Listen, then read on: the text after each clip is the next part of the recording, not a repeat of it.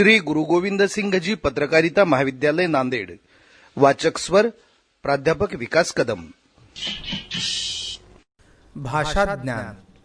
वृत्तपत्र व्यवहारामध्ये भाषेचं अत्यंत महत्त्व आहे।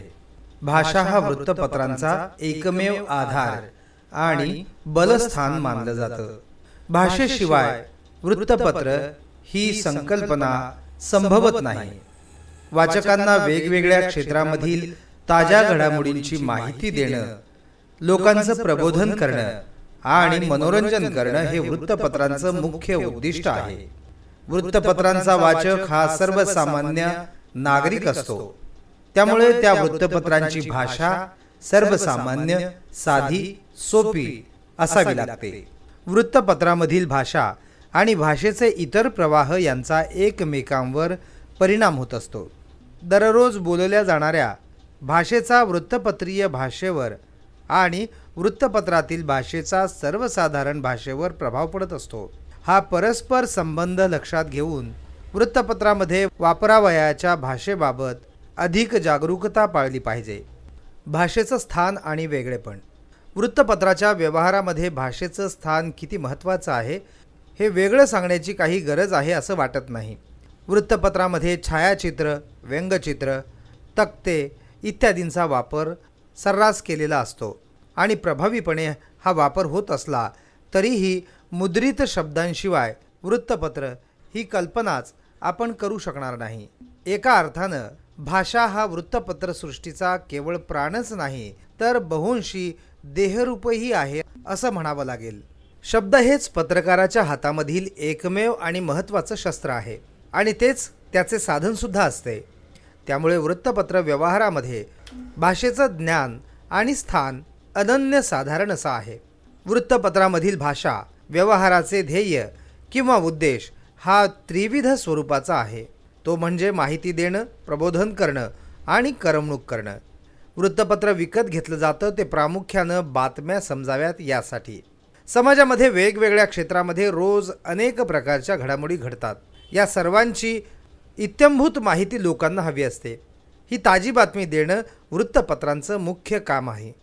वृत्तपत्राचा वाचक हा सामान्य नागरिक असतो। त्याला प्रत्येक क्षेत्राचं सखोल ज्ञान असेलच असं काही नाही। शिवाय वृत्तपत्राचं वाचनही कोणी अभ्यासाचे पुस्तक वाचावे तेवढ्या नेटाने आणि एकाग्रतेने करत नाही। त्यामुळे घाईघाईनं वाचन करणारा सर्वसाधारण नागरिक डोळ्यापुढे ठेवून पत्रकाराला लिखाणकाम करावं लागतं। विज्ञान, उद्योग, व्यापार, कायदा, कृषी, सहकार, शिक्षण, राजकारण, क्रीडा, चित्रपट असे अनेक विषय आणि अनेक विषयाच्या क्षेत्रामधील घटनांची माहिती साध्या सोप्या भाषेत वाचकांना देणं ही अवघड कामगिरी वृत्तपत्रांना पार पाडावी लागते।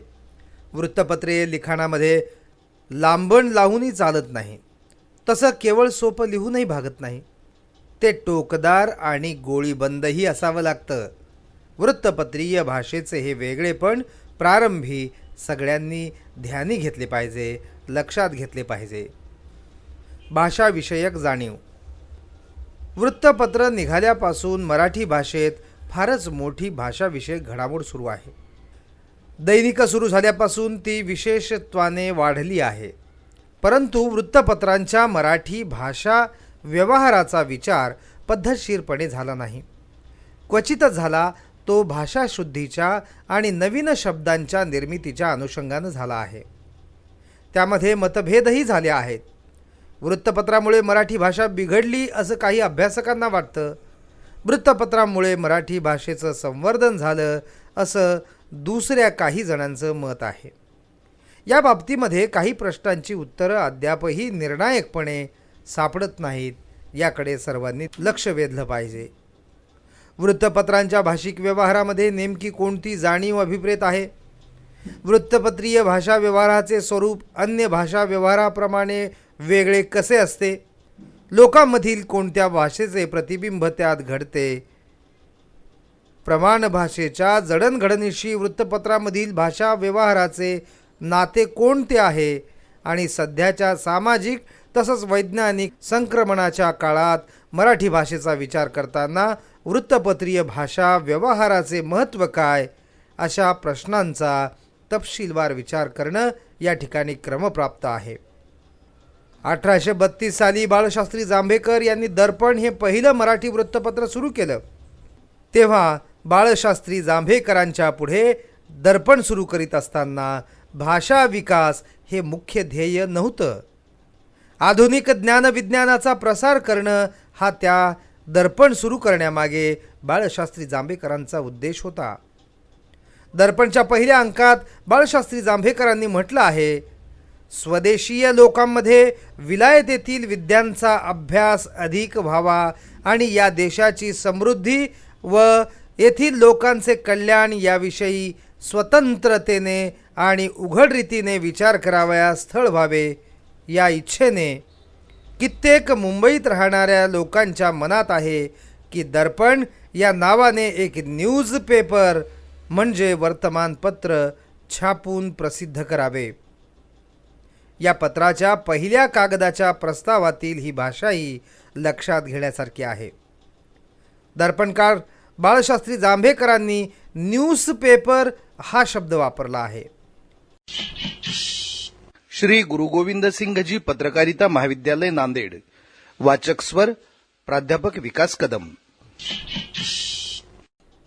पेशवाईच्या अखेरीला तो न्यूजपेपर असे म्हटलेले दिसून येते.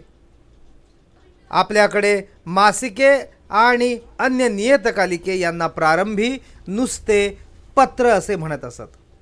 कालांतराने पेपर हा शब्द रूढ झाला. लोकमान्य टिळकांनीही आमच्या पेपरात असे लिहिलेले आढळते. आजसुद्धा पेपर आला नाही, काय म्हणतो पेपर असे ऐकावयास मिळते. या वृत्तपत्रांना अगदी सुरुवातीला चक्क कागद हे स्वभाषेत हे रूप रूढ होते. वर्तमानपत्र, वृत्तपत्र हे शब्द पुष्कळ उशिरा व्यवहारामध्ये आले. संपादक हा शब्द प्रथम आगरकरांनी रूढ केला. तत्पूर्वी पत्रकर्ते महाराज, पत्रकर्ते राव हे शब्द प्रचलित होते. एडिटर हा शब्द लोकमान्य टिळकांना विशेष आवडे. केसरीमध्ये त्यांच्या काळी या शब्दाचा वापर केलेला आढळतो. दर्पण हे वृत्तपत्र निघालं तोपर्यंत मराठी भाषेचे शास्त्रशुद्ध व्याकरण तयार झालेलं नव्हतं. 1836च्या सुमाराला जांभेकर, फडके आणि तरखडकर यांची व्याकरणं प्रसिद्ध झाली होती. मराठीमध्ये वृत्तपत्राद्वारे भाषेचा व्यवहार वाढू लागला होता. त्यामुळे भाषेचं व्याकरण सिद्ध करण्याची निकड जाणवू लागली होती. दादोबा पांडुरंग यांनी ही निकड व्यक्त करताना म्हटलं आहे, दर्पण व तदनंतर प्रभाकर ही वर्तमानपत्रे निघाल्यापासून मोठा लाभ हा झाला की त्यांच्याद्वारे लोकांस ज्ञान होऊन येथील लोकांमध्ये मराठीमध्ये गद्यरूपाने लिहिण्याचा प्रचार चांगला वाढत चालला आहे. तेव्हा अशा समयी व्याकरणद्वाराने भाषेचे नियमन करणे किती आवश्यक आहे हे सुज्ञ पुरुष जाणतच असतील.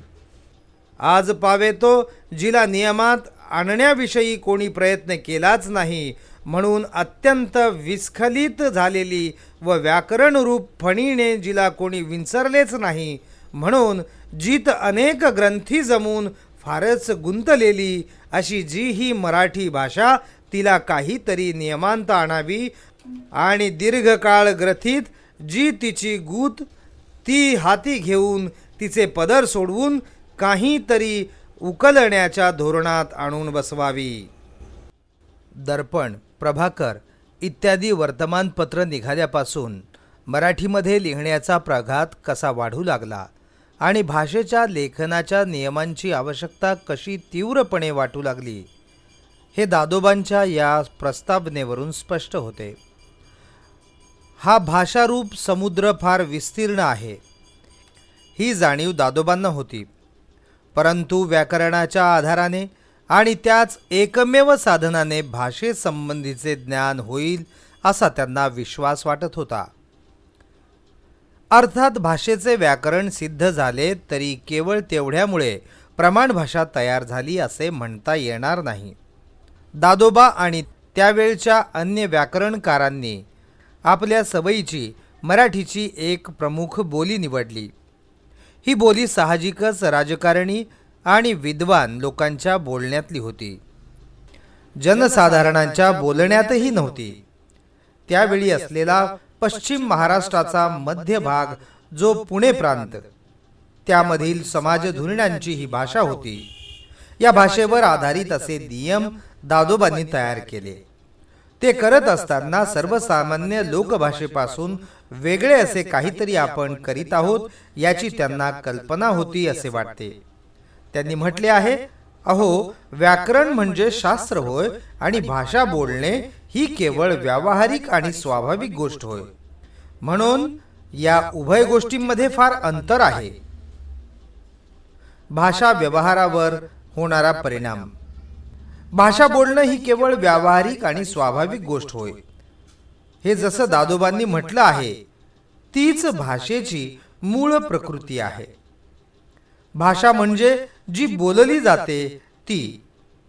त्यामुळे भाषेची मूळ प्रकृती तिच्या बोली स्वरूपातच प्रकट होणार हे उघड आहे.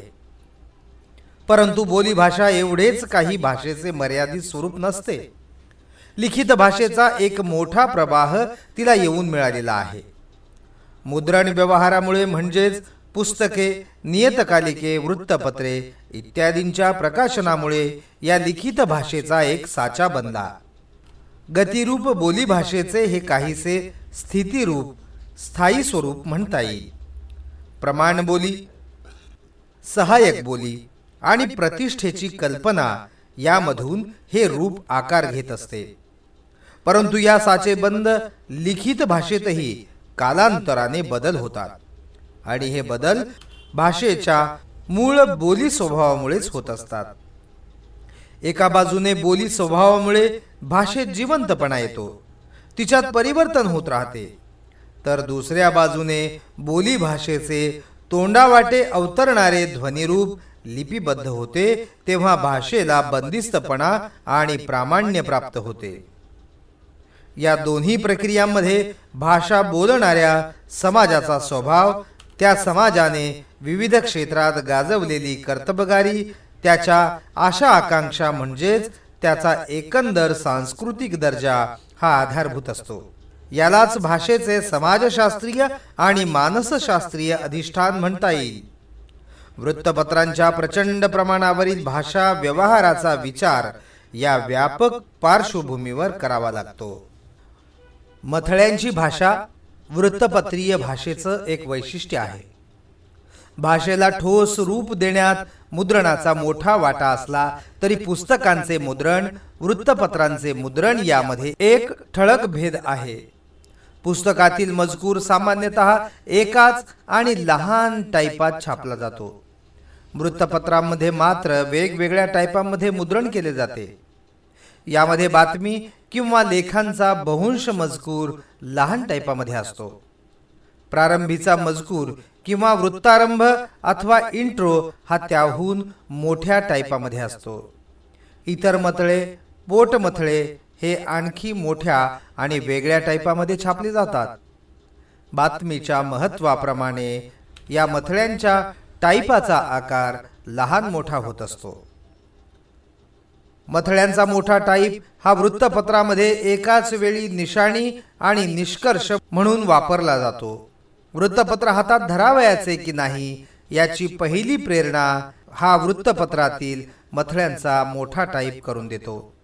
एरवीच्या कुठल्याही लेखनामध्ये निष्कर्ष किंवा तात्पर्य हे सामान्यतः लेखाच्या शेवटी निष्पन्न होतात, परंतु वृत्तपत्रीय लिखाणामध्ये मात्र ते मजकुराच्या सुरुवातीलाच मथळ्याच्या रूपाने अवतरतात. मथळ्यांची भाषा जेवढी स्पष्ट, नेमकी आणि गोळीबंद तेवढा वाचकांवर वृत्तपत्राचा परिणाम वाढत जातो.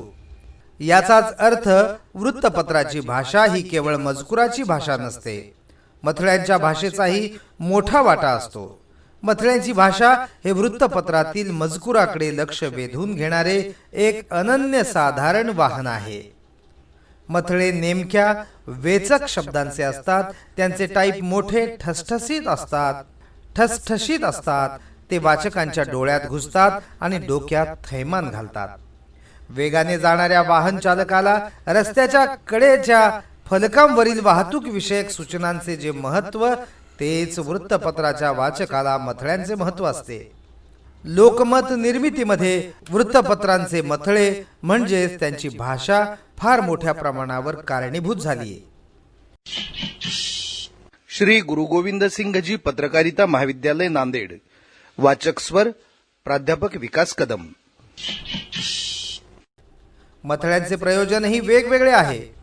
काही मथळे बातमीचा सारांश सांगतात, काही केवळ त्या संबंधीचे कुतूहल जागृत करतात. या प्रयोजनांप्रमाणे मथळ्यांची भाषा ही बदलत राहते. प्रत्येक वृत्तपत्राच्या स्वभावाप्रमाणे मथळ्यांची भाषा ही प्रौढ, गंभीर, उद्दीपक, आक्रमक, उपहासगर्भ, खेळकर अशा प्रकारची वापरली जाते. वृत्तपत्राची भाषा कित्येकदा हेंगाडी किंवा अर्थशून्य वाटते. त्याचे कारणही हे मथळेच असतात. भाषा सहजीवनाची व्यवस्था. भाषेचे स्वरूप आणि कार्यपद्धती या गोष्टी थोड्या तटस्थपणे पाहिल्या तर असं दिसून येतं की समाजामधील कोणत्याही एखाद्याच वर्गासाठी भाषेचे अस्तित्व नसते. सर्व समाज घटकांच्या उपयोगी पडणारी समाजाच्या सहजीवनाची ती व्यवस्था आहे. सामाजिक व्यवहाराच्या गरजा भागवणं हे भाषेचं मुख्य काम असतं आणि त्या दृष्टीनं तिचं रूप बदलत राहतं. वृत्तपत्रामध्ये समाजामधील नानाविध घडामोडींचे आणि बदलत्या लोकजीवनाचे सर्वांगीण दर्शन घडवायचे असेल तर त्यासाठी भाषेचे प्रवाही परिवर्तनशील स्वरूपच उपयोगी पडणार हे स्वाभाविक आहे. आपल्या देशामध्ये लोकशाहीचा स्वीकार करण्यात आला. लोकशाहीचा व्यवहार लोकभाषेच्या उपयोगाशिवाय शक्य होणार नाही. मराठी भाषा ही स्वतःच्या नियमांनी चालणारी एक जिवंत भाषा आहे. याचा प्रत्यय वृत्तपत्रीय भाषा व्यवहारामध्ये आपल्याला पदोपदी येताना दिसतो. पत्रकारांनी एका गोष्टीचं भान ठेवणं आवश्यक आहे. छोटी सुटसुटीत अर्थवादी वाक्य आणि नित्याच्या वापरातील शब्द यामुळे भाषेची सरणी आपोआप सोपी आणि आकलन सुलभ होईल. परंतु समाजामध्ये नवनवीन व्यवहार आणि संकल्पना उदयाला येतात. त्यासाठी नवनवीन शब्द तयार करावे लागतात. हे नवीन शब्द मराठीच्या समास पद्धतीने आणि मराठी घटकांपासून तयार झाले आणि रूढ झाले तर मराठी भाषा अधिकाधिक समृद्ध होत जाईल. वेगवेगळ्या सूक्ष्म अर्थछटा व्यक्त करण्याची तिची क्षमता वाढत जाईल. म्हणून भाषा सहजीवनाची व्यवस्था ही मराठी भाषेच्या अभ्यासामध्ये अत्यंत महत्त्वपूर्ण आहे. लोकव्यवहारामध्ये भाषेचा प्रवेश झाला. वृत्तपत्रांच्या भाषा व्यवहाराची काही सुनिश्चित उद्दिष्टे आहेत आणि त्यांना धरूनच वृत्तपत्रीय भाषेचा विकास होत गेला. माहिती देणं, प्रबोधन करणं, मनोरंजन करणं ही वृत्तपत्रांची मुख्य उद्दिष्ट आहेत. ती साध्य होण्यासाठी वृत्तपत्र आणि वाचक यांच्या दरम्यान विश्वास तसंच सहानुभूती निर्माण होणं गरजेचं आहे. यासाठी वृत्तपत्र आणि वाचक यामध्ये भाषिक सुसंवाद असला पाहिजे. दोन माणसांना सामान्यपणे माहीत असलेल्या भाषेतील बोलणं जेव्हा त्यांना समजत नाही तेव्हा त्यांच्या शब्दांचे अर्थ वेगवेगळे गृहीत धरले जात आहेत हे समजायला काहीच हरकत नाही.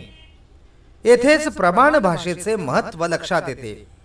व्यापक जीवनाची ओळख भाषेला होते तेव्हा त्यातील शब्दांचे आणि शब्द प्रयोगांचे अर्थ सुनिश्चित नेमके होत जातात. त्यात संदिग्धता किंवा घोटाळा उरत नाही. संस्कृतेतर शब्दांना मराठी प्रत्यय लावून किंवा इंग्रजी सारख्या परदेशी भाषेतल्या शब्दांसाठी संस्कृतच्या आधाराने अवघड आणि क्लिष्ट प्रतिशब्द तयार करून प्रमाण भाषा उत्पन्न होणार नाही. भाषेचे मूळ स्वरूप सोन्याच्या खाणीतील मातीप्रमाणे असते. व्याकरण संस्काराने ते शुद्ध बनवल्याशिवाय प्रमाण भाषा सिद्ध होऊ शकत नाही असं प्रतिपादन केलं जातं, परंतु तेही तितकंच बरोबर नाही. प्रत्येक बोलीचा स्वभाव शब्दयोजना, शैली आणि संकेत वेगवेगळे असतात. बोलीपासून प्रमाण भाषा घडवताना त्या बोली भाषेचे मूळ रूपच पुढे आले पाहिजे. याचा अर्थ बोलींचे सरधोपट मिश्रण करावयाचे असा होत नाही. महाराष्ट्रात वेगवेगळ्या भागामध्ये वेगवेगळ्या बोली प्रचलित आहेत. त्या भागातील वृत्तपत्रांनी आपापल्या वाचकांशी संवाद साधण्यासाठी त्यांचा वापर केला पाहिजे. या सर्व वृत्तपत्रांमधून हळूहळू एक व्यापक प्रमाण मराठी भाषा विकसित होत चालली आहे. या भाषेवर वर्तमानपत्री भाषा असा निकृष्टपणाचा निदर्शक शिक्का मारणं योग्य होणार नाही. मराठी वृत्तपत्रांमध्ये आरंभीचा बराच काळ संस्कृत प्रचूर, क्लिष्ट आणि बोजड भाषेचा प्रभाव होता असं दिसतं. आज त्या भाषेचे नमुने वाचले तर आपल्याला हसू येईल. गेल्या 80-90 वर्षामध्ये वृत्तपत्रांच्या भाषेत क्रांती झाली. भाषा अधिक प्रवाही, सोपी आणि लोकजीवनाशी जवळीक सांधणारी झाली. भाषा कशी सुडौल, धारदार, कमावलेली असू शकते किंवा कशी प्रासादिक, मनोहारी किंवा नादमधुर असू शकते याचे असंख्य नमुने दाखवता येतात. परंतु मोहक भाषा विलास किंवा थक्क करून टाकणारे भाषा वैभव एवढ्या पुरताच वृत्तपत्रांच्या भाषेचा विचार करून चालणार नाही. तिच्यातील बदलाचा अधिक बारकाईने विचार केला पाहिजे. प्रारंभी इंग्रजीतील ज्ञानविज्ञान यतदेशीयांना समजावून सांगणे हे मराठी वृत्तपत्रांचे उद्दिष्ट होते. त्यामुळे त्यात भाषांतरावर अधिक भर होता. या काळात शब्दाला शब्द आणि वाक्याला वाक्य ठेवून देण्याचा प्रकार फार होता. हे अर्थातच मराठी भाषेच्या दृष्टीनं अत्यंत घातक होतं.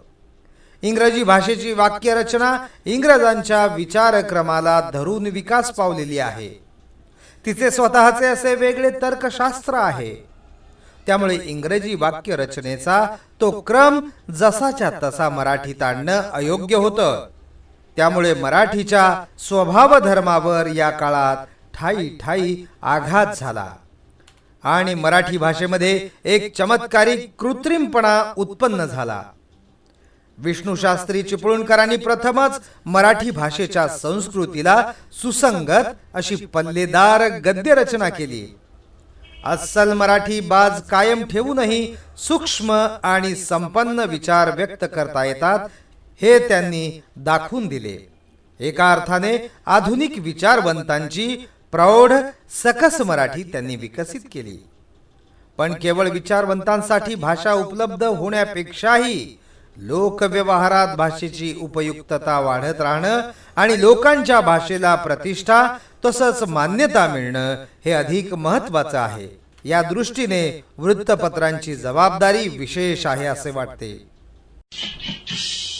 श्री गुरु गोविंद सिंघजी पत्रकारिता महाविद्यालय नांदेड.